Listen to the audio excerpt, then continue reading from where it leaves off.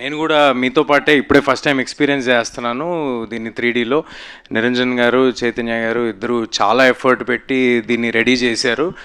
ఇప్పుడు చూసేంతవరకు వాళ్ళు ఇన్ని రోజులు పడిన ఎఫర్ట్ ఏంటో తెలియలేదు. చాలా చాలా బాగుంది.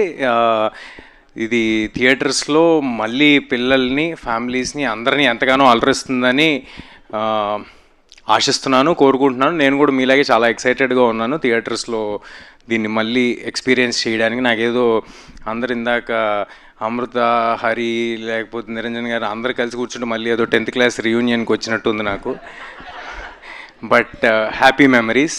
ఎంతో పుణ్యం చేసుకుంటే కానీ ఇలాంటి సినిమా దొరకదు. అలాంటి సినిమా దొరికినందుకు, మీ అందరు ఆదరాభిమానాలు పొందినందుకు చాలా చాలా థ్యాంక్స్. అండ్ తేజ్ గారిది, నిరంజన్ గారిది నెక్స్ట్ రాబోతున్న సంబరాల ఏటిగట్టుకి ఆల్ ద వెరీ బెస్ట్.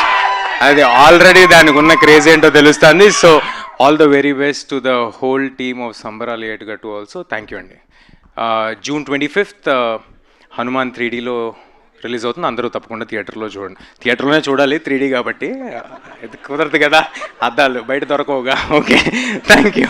ఇదేదో బాగుంది సార్. ఈసారి నుంచి అన్ని 3Dలో రిలీజ్ చేస్తే కంపల్సరీ థియేటర్ రావాల్సిన అవసరం ఉంటుంది. బట్